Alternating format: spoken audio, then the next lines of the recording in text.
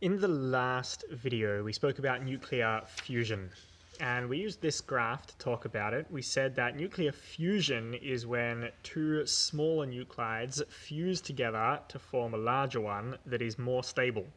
And it's more stable because it has a higher binding energy per nucleon.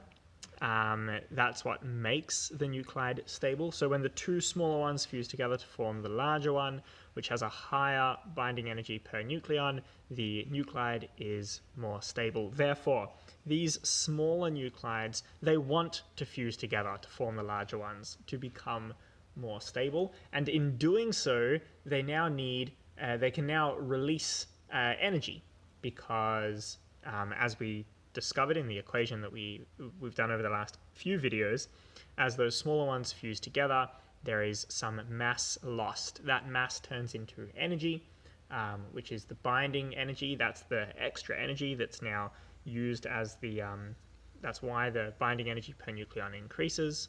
Some of that mass is converted into energy, and that energy that it's converted into is also, we can think of it as being the energy released in the nuclear reaction.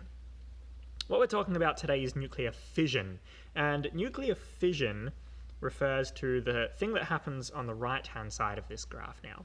You'll notice after we hit iron 56, the binding energy per nucleon actually decreases. We hit a size here at iron 56, where anything larger than that is just a bit too big to be totally stable. And so while we were on the left-hand side of the graph, as we got bigger, we got more and more stable. Now, as we pass iron 56, as we get bigger, we're actually becoming less and less stable because there's now just too much stuff packed into the nucleus for that nucleus to be as stable as it used to be back when it was this big, iron 56 levels. That means that as the nucleus now splits in half, it's climbing back up this graph towards iron 56. So if before we were climbing towards iron 56 by our nuclides getting bigger, once we pass over to the right-hand side of the graph, our nuclides are climbing to iron 56 by getting smaller. That means instead of mass being lost when nuclides fuse together, we're now going to have mass being lost when nuclides split apart. That mass lost when the nuclides split apart to become more stable is now, again, what we could think of as the binding energy or as the energy that is released in the nuclear reaction. Let's look at an example of how this might happen. You'll see all the way over on the right here is uranium, a classic example of an unstable element in most of its forms because it's just too big to really be fully stable. So we're going to do an example of nuclear fission involving the isotope uranium-235, and this one I will do in both forms, both using the atomic mass units and electron volts, and then I'll do it again using the SI units, just so that you can get a feel for both, because you need to be able to use both. So what happens is if we have a uranium-235 nucleus, which would look like that, if we fire a neutron, which has a charge of 0 but a mass number of 1, which is why it looks like this, if we fire a neutron at that uranium nucleus, that uranium nucleus will absorb the neutron. Sorry everyone, we'll just wait for the bell to finish. There we go. That uranium nucleus will absorb that neutron. In doing so, it will now be too big, it will become very unstable, and so it will split in half. You can think of this as the neutron kind of cutting that uranium nucleus in half, but really what's happening is it's kind of absorbing it, becoming very unstable, and therefore falling apart. And it's going to turn into barium-141, which would look like this, and krypton-92, which would look like this.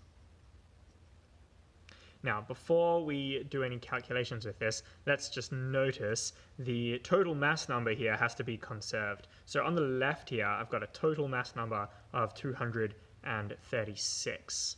That's how many nucleons I've got on the left-hand side here.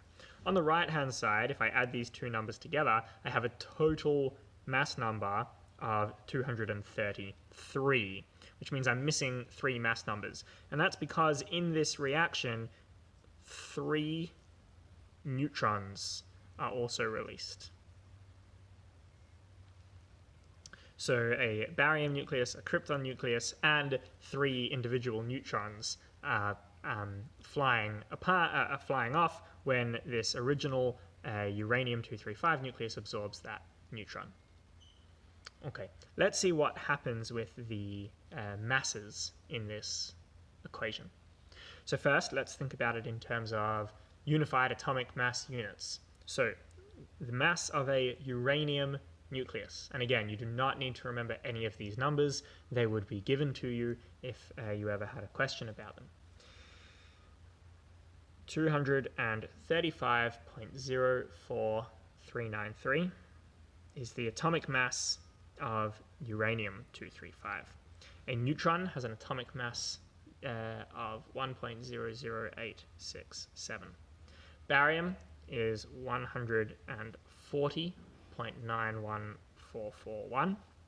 Krypton is 91.92616, and each one of these 3 neutrons has that same atomic mass of 1.00867.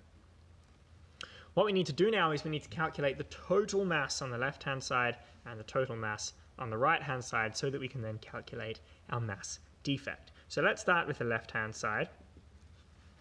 The total mass on the left-hand side here is going to be 235.04393 plus 1.00867. That gives me a total mass of 236.0526 U.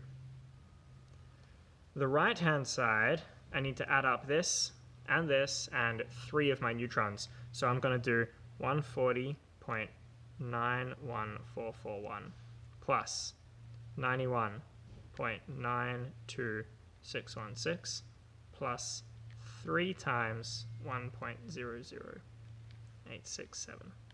And I get a total mass of 235.86637 U.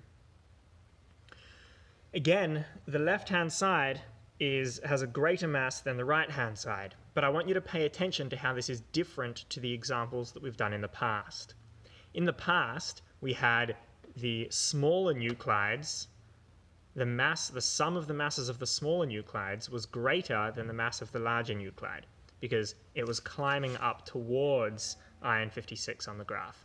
Now we're starting with uranium, which means that as we are losing mass and getting a higher binding energy per nucleon, we're getting smaller. So here, when we say the left-hand side is greater than the right-hand side, this is the opposite to what we've had in the past, because here the left-hand side is the larger nucleus and the right-hand side are the 2 smaller ones. So I just want to make that really clear. That's why this is nuclear fission, different from the fusion examples that we've had together. This is one nucleus splitting in half, as opposed to the previous examples where we had 2 smaller nuclei fusing together.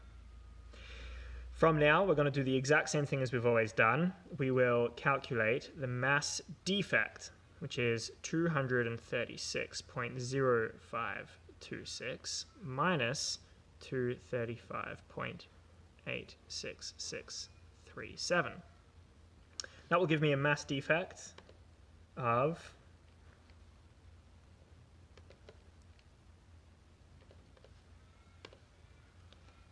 0.18623 atomic mass units. We can then convert that into an energy by using our mass energy equivalence. If we do the mass defect multiplied by 931, we're going to get an energy of 173 mega electron volts. That is the amount of energy that is released in one nuclear fission, the nuclear fission of one uranium-235 nucleus, as it splits into barium-141 and krypton-92.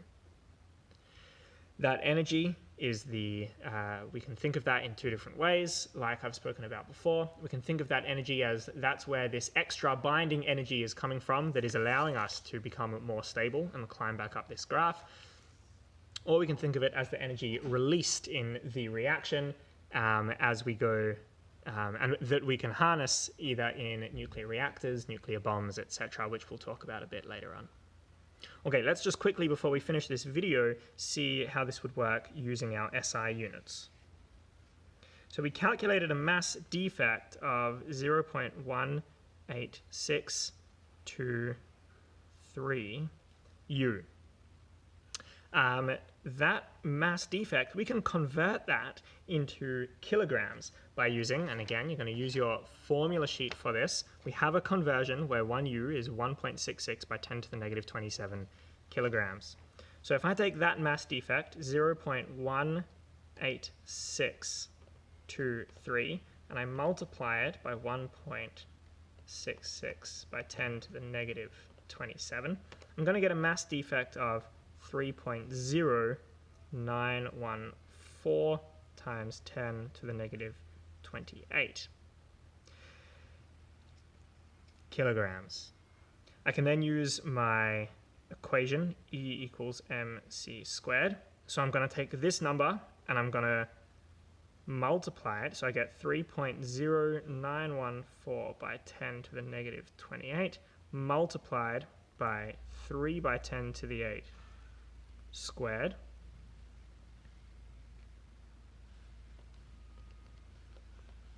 And I get 2.78 times 10 to the negative 11 joules. Now that bit there where I calculate my answer in joules, of course I could have done that before when I got my mega electron volts. I could have converted mega electron volts directly to joules by using this conversion here, but I wanted to show you if I had my original mass in kilograms and I want to calculate joules, how I would do that using this equation, which is why I went kind of the longer way there. So we can calculate our answer using atomic mass units to find electron volts, or using kilograms to find joules. In the next few videos, we'll start talking about nuclear fission and fusion practically, how they're actually used, and maybe doing some harder examples of equations